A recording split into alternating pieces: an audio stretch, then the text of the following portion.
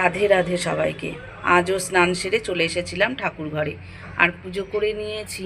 আজকেও চলে এসেছি তোমাদেরকে নিয়ে ঠাকুর ঘরে। সুন্দর করে ফুল দিয়ে সাজিয়ে পুজো করে নিয়েছি। পুজো করার পরে চলে আসলাম তোমাদেরকে একটু দর্শন করিয়ে দিই।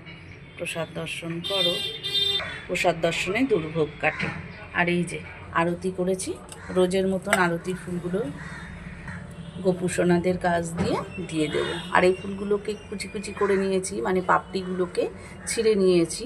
তার জন্য বেশি ভেতরে আর দিই না, পরিষ্কার করতে সমস্যা হবে, সেজন্য গোপুসোনাদের সামনে দিয়ে দিয়ে দিলাম। আর কত সুন্দর লাগছে দেখো, দুটো গোপুসোনা আমার ফুলের মধ্যে বসে আছে, অপূর্ব সুন্দর লাগছে, তাই না? চলো এবার প্রসাদটাকে নামিয়ে নেব। পুজো করা হয়ে গেল, সব থেকে বড় কাজ হয়ে গেল, আমি তো এটাই মনে করি। তোমরা কি মনে করো? কেমন সুন্দর লাগছে না? চলো প্রসাদটা এবার নামিয়ে নেব। আজ তোমাদেরকে রান্না বান্না কাটা কুটো কিছুই দেখাইনি, সোজা চলে আসলাম আজকে খাবার টেবিলে। আজ অনেক কিছুই মানে কাজ ছিল, যার কারণে আমি তোমাদের সাথে কথাও বলতে পারিনি আর কিছু দেখাতেও পারিনি। তো চলে আসলাম একদম দুপুরবেলা। আজকে কি কি রান্না করেছি সেটাই শুধু তোমাদেরকে দেখাবো।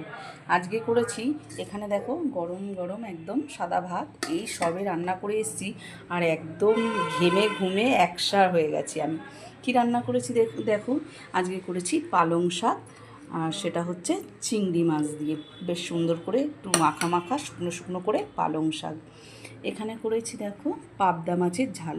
আজকে সর্ষে পোস্ত দিয়ে করিনি, আজকে একটু পেঁয়াজ দিয়ে ঝাল করেছি, কেননা সর্ষে দিয়ে আরও একটা মাছ রান্না করেছি, সেটা হচ্ছে ভোলা মাছ সর্ষে দিয়ে। তার সাথে রয়েছে বেগুন, ধনেপাতা, বেশ সর্ষে দিয়ে একটু মাখা মাখা করে রান্না করেছি ভোলা মাছ। এখানে করে নিয়েছি আমের চাটনি। এই চাটনিটা জানো তো দারুণ লাগে। আর তার মধ্যে আমি কি দিই জানো, একটু পাঁচফোড়ন, জোয়ান আর একটা শুকনো লঙ্কা একটু রোস্ট করে গুঁড়ো করে দিলে, আর তারপর নামিয়ে তার মধ্যে একটু ওই পাতিলেবু তার রস দিয়ে দিলে না, অসম্ভব ভালো লাগে খেতে। একবার করে দেখো। তবে আমের খোসা শুদ্ধ হালকা নুন আর হলুদ দিয়ে ভাপিয়ে ফেলে দিয়ে তারপরে এটা করবে, খুব ভালো লাগে খেতে। আমি তো আমের সময় খুব করি, তবে আমি এসে আজ 2-3 দিন হয়ে গেল, আজকে অবশেষে এটা করলাম। এখানে অল্প একটু শশা ছিল, মানে ওই অর্ধেকটা, সেই শশাটাকেই কেটে নিলাম, আর নিয়ে নিলাম 1 চিল লেবু, একটা কাঁচা লঙ্কা। এখানে দেখো অনেকগুলো বাটি প্লেট রেডি করে নিয়েছি এই কারণেই যে আমাকে তো দোকানে গিয়ে বসতে হবে, তো খাবারটাকে বেড়ে রেখেই তবেই যাব দোকানে। তো সেই জন্য প্লেটগুলোকে নিয়ে নিয়েছি। আর আজকে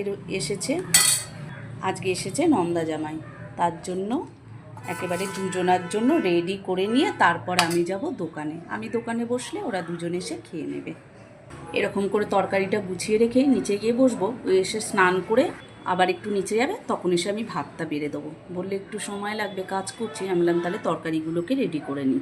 ও একা থাকলে রেডি করতাম না, ওর মতো ও নিয়ে খেয়ে নিত। তবে যেহেতু নন্দা জামাই আছে, তো সে তো আর পারবে না দিতে, সেজন্য একটু রেডি করে রেখে দিয়ে যাচ্ছি।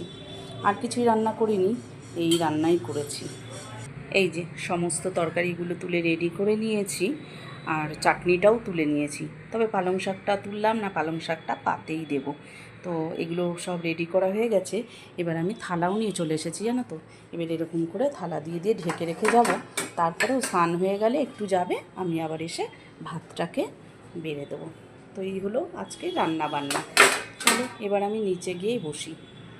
আসলাম নিচের দোকানে, আর ওকে পাঠিয়ে দিলাম স্নান করতে যাওয়ার জন্য। স্নান সেরে নেবে, নিয়ে তারপর আবার একটু দোকানে এলে তখন আমি গিয়ে ভাতটাকে গুছিয়ে দেবো।